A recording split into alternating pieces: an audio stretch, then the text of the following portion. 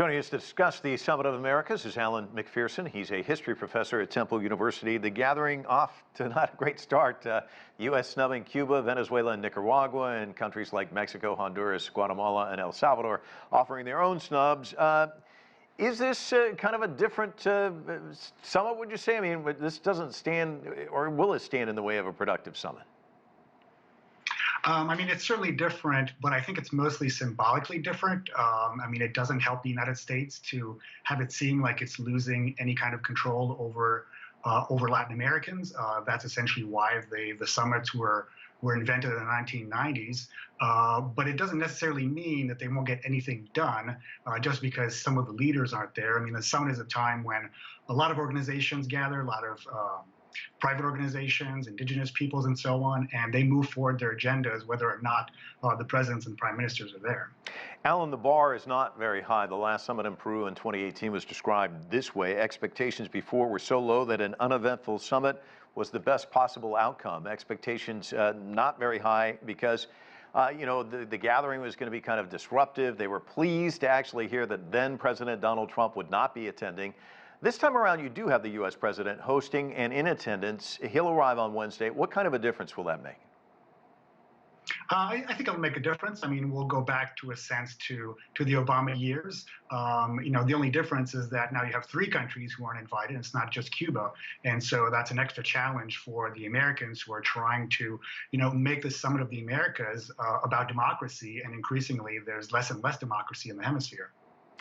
Some of the issues that will be discussed: immigration, climate, the pandemic, all tough ones, countering trafficking as well. They're big, difficult challenges. What can we expect on those fronts? I mean, we can expect mostly talk. The summit doesn't really get anything done except advance conversations, and then it's up to organizations and governments to translate those into action. The big problem is the United States really can't act on much of that. It's certainly not going to act on immigration with the way that we have gridlock in the Congress right now. And so, you mostly just want to come out of this with good, words and hopefully good intentions. What's the best possible outcome for Biden himself? Of course, his poll rating's very, very low. Illegal immigration, Republicans see as his Achilles heel. Obviously, this will be something discussed, as you said, probably no solutions coming out of it. What's the best he can hope for? I think the best he can hope for is an absence of controversy. The last thing he wants is for Latin Americans to, I think politically the last thing he wants is to damage with the sort of Florida voters, and then for the Democrats to lose Florida in 2024 because of some major controversy with Latin Americans. That's not talked about much, but I think those sort of internal domestic politics are very important to the Biden administration.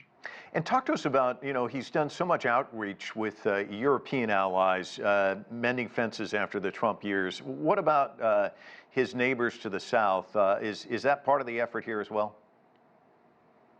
I think so. I think there's outreach, but it's been difficult. I mean, you've had a pandemic for a couple of years. There's been a lot less travel diplomatically.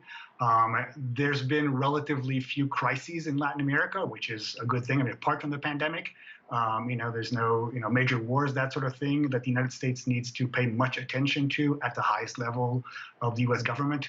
And so, again, I think Biden wants the area to remain as sort of calm as possible.